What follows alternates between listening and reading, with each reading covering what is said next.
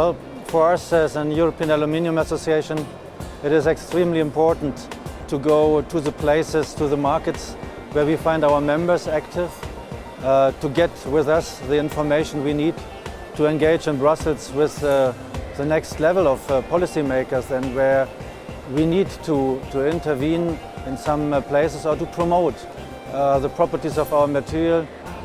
Unfortunately, policymakers not always find the way to these fairs, so we have to get also many of the information we get here back to Brussels to inform what's on the heart of our members, of all the participants in the aluminium industry.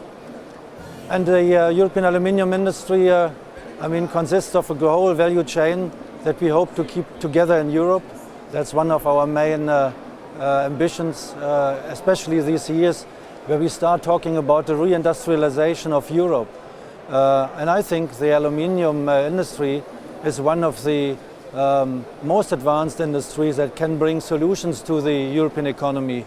Think about mobility, construction, all infrastructure sectors will strongly profit from aluminium products. And that's a message I will bring back also, because when going through these floors here, I can realize how many good solutions we see coming up.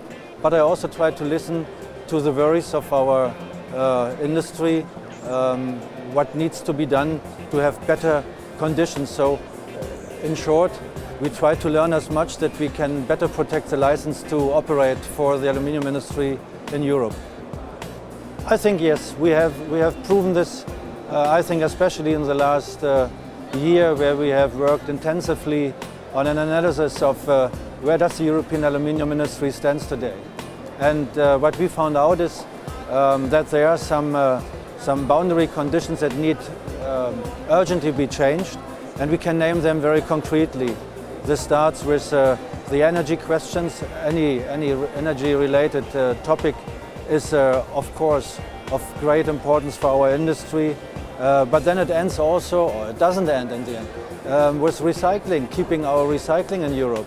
And that makes sure that we need to keep the whole value chain together, because without primary, no recycling, without secondary production, no recycling.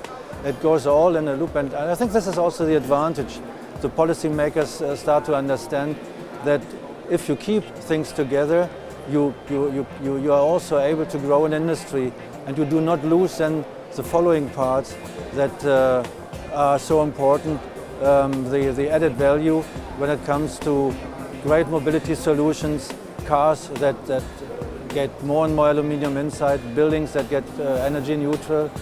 And I think if we are able to tell our policymakers all these advantages on a very concrete level, we will make our case.